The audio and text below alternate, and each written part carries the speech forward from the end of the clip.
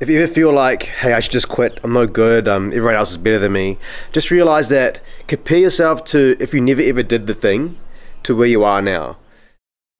I want to talk about skill acquisition and acquiring new skills. Now, this is going to be a real personal take, and it's two skills that I've sort of started to acquire or am acquiring, and that includes weightlifting and programming.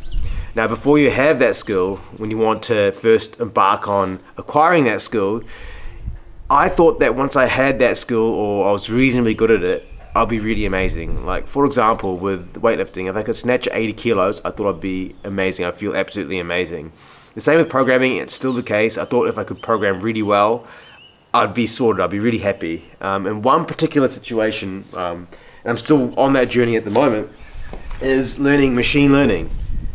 You can see it, so that's machine learning. I wish I could learn machine learning. Like, once I thought, if I know machine learning, if I could have that skill, I'll be absolutely amazing.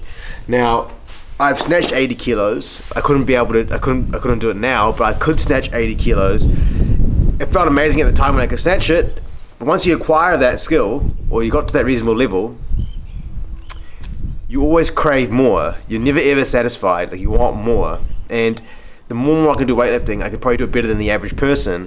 But then within that kind of sector of weightlifting, people who do weightlifting, there are people who are better than me, and that makes me feel inadequate. Like, there are some girls who can lift more weight than me. Obviously there are guys who can lift heaps of weight, but obviously they train a lot harder than I do as well. And they're more talented than I am. That doesn't mean I should quit or feel upset about it, but I should just be sort of grateful for how I've got to that position. The same is the case with programming. So prior to programming, I thought, hey, it'd be amazing if I could just write all these scripts, write all these codes, create all these apps, build all these tools. But when you realize is when you start to acquire that skill, you sort of discover how difficult it really is. So, for example, prior to 3 years, I thought it'd be amazing if I could have a job. So now I've got a job that involves programming. I just feel like I still need to acquire more skills, get better, improve. And then you start to compare yourself, not with people who are, like, for example, hobbyist programmers. You start to compare yourself to people who actually have a job and are competent. You start to feel like an imposter almost, because I feel like I'm just, the skills I don't have aren't good enough. But I think the key thing is to realize that this is normal. It's normal to feel that once you acquire X, you always want to get more. You always want more, which is part of the human nature, because, for example, once you buy certain things or go on a holiday, you anticipate that holiday. There's anticipation for that thing that you want. Like, for example, if you want to buy this object, buy this computer, buy this phone, there's anticipation for it. But once you have it, that's peak happiness. The peak happiness is just before you get that device, or it's just before you go on holiday. Then it's kind of, you know, I guess some people are grateful. You got to be grateful for the situation that you're in, but it's really like, once you have it, it's there. it's there.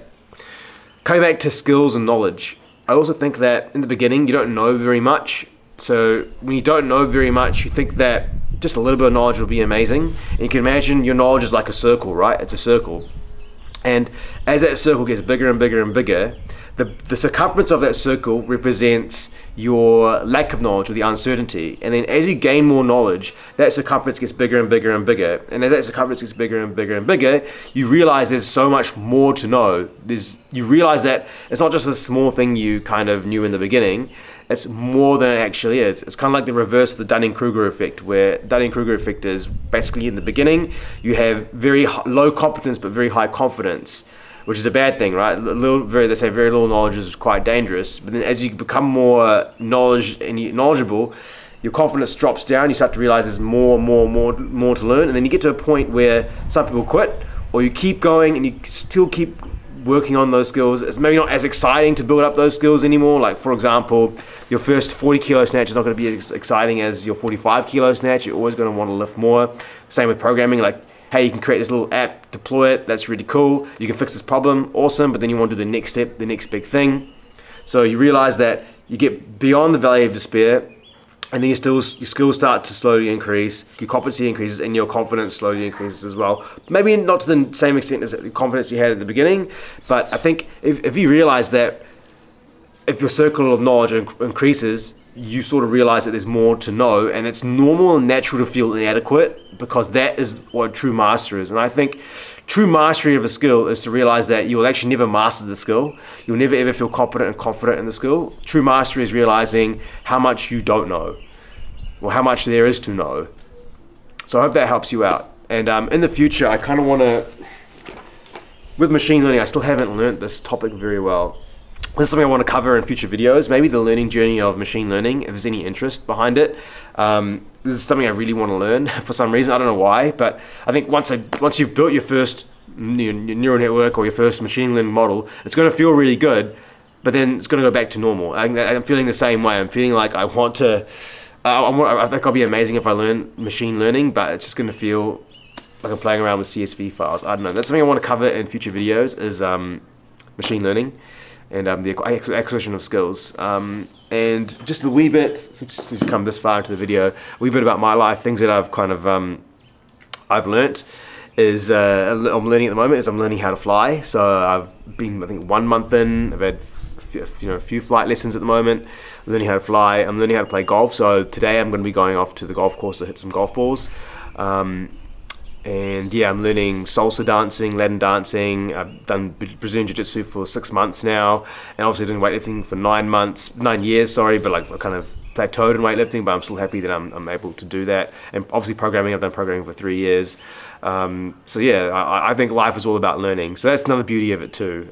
Just try and follow the journey. Don't be so obsessed about the goal, about obviously you have the goal as your North Star, as a direction to attend to, but you have to focus on enjoying the steps in the journey along the way, and just realize that, hey, once you acquire that skill or you get reasonably good at that skill, you're still going to feel inadequate, and you're just going to enjoy that journey of learning every single day. And you also got to remember too that in the beginning you're going to learn heaps, and it does plateau a little bit. There's a little bit of diminished returns. Like you're going to feel like when you work on something, it's not going to be as much change as you did in the beginning, and also you're going to have dips and troughs, right? You're going to, day to day, you're not going to notice much difference, but over 6 months time, you're going to notice a big improvement. So that general macroscopic trend of increasing as well.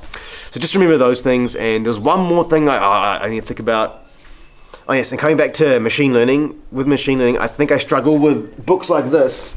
It's because you're kind of just copying the code. I think I'm going to be using this as a reference, but then really try and build your own project. And the hard part about machine learning is you don't have your own data, you have to use someone else's data. So at the moment right now, I'm going through the Titanic data set, and I'm really lucky for where I work at the moment. We get 1 day a week to focus on projects where it's not focusing on critical work. So for example, machine learning. So I'm actually building something with Streamlit using Titanic, the Titanic data set. So yeah, kind of off topic video near the end, but I really hope it helps you out. Let me know what you think. What skills are you working on, and how do you feel the same way? Do you feel like I've got this skill, but I wish I could be better at it? Or I'm not as good as I want to be? How do you feel about it? As always, I hope this video helps you out, and stay focused and talk soon. One more thing to realize is that if you ever feel like, hey, I should just quit, I'm no good, everyone else is better than me, just realize that compare yourself to if you never ever did the thing to where you are now. And that should keep you going. Stay focused and talk soon.